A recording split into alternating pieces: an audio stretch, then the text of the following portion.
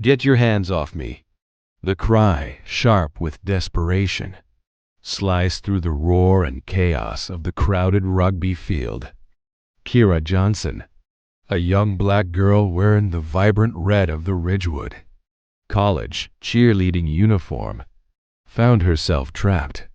Three hulking players from the opposing team, their black jerseys seeming to absorb the very light around them, had her cornered.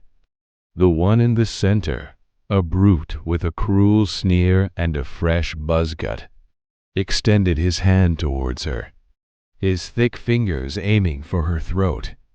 Around them, the crowd became a wall of noise.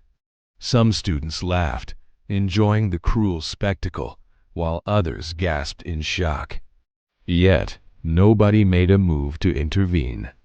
No one, except for a lone, shadowed figure who was now striding onto the field. He moved with a quiet, lethal intensity, like the eerie calm just before a storm breaks.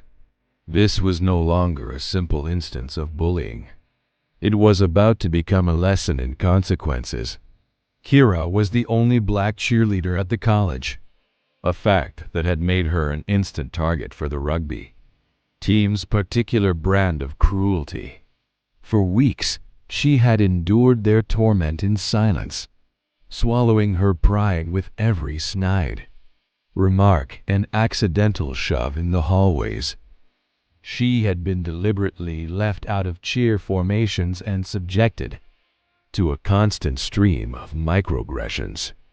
She had told herself she was strong enough to handle it, refusing to give them the satisfaction of seeing her break down.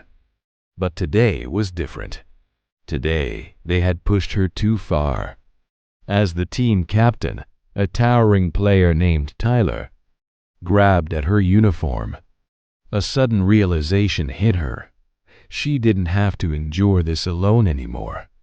Just as his grip tightened, a new voice cut through the air, a voice that was low, steady, and filled with a chilling danger.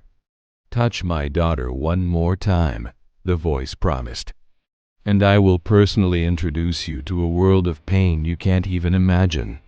An immediate silence fell over the crowd. Tyler's hand instinctively loosened its grip on Kira's uniform. She turned, her heart pounding, and saw him, her father, standing at an imposing 6'3". He was a solid wall of 200 pounds of pure muscle. His gaze was so intensely focused, it felt like it could strip paint from a wall. And right now, that gaze was locked onto Tyler with undisguised fury.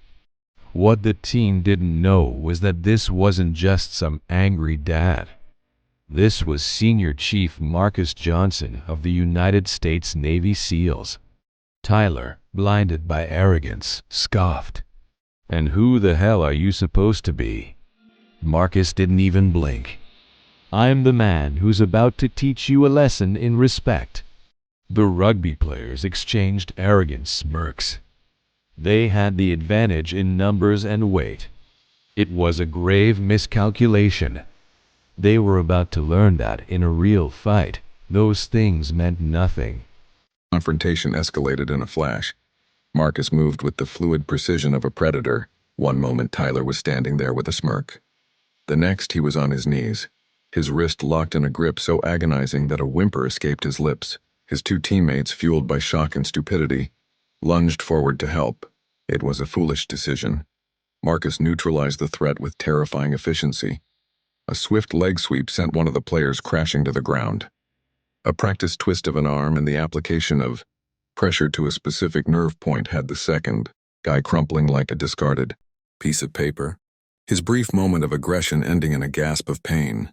The crowd, which had been murmuring moments before, was now utterly silent, stunned by the display of controlled violence. Kira's heart hammered against her ribs.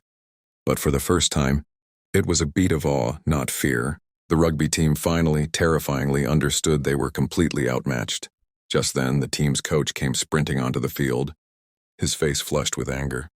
"What in God's name is going on here?" he yelled. Marcus calmly released Tyler. who immediately scrambled away like a frightened animal. Your boys, Marcus stated, his voice as cold as ice, have been systematically bullying my daughter. I'm here to ensure that it ends today. Kira felt her breath catch in her throat.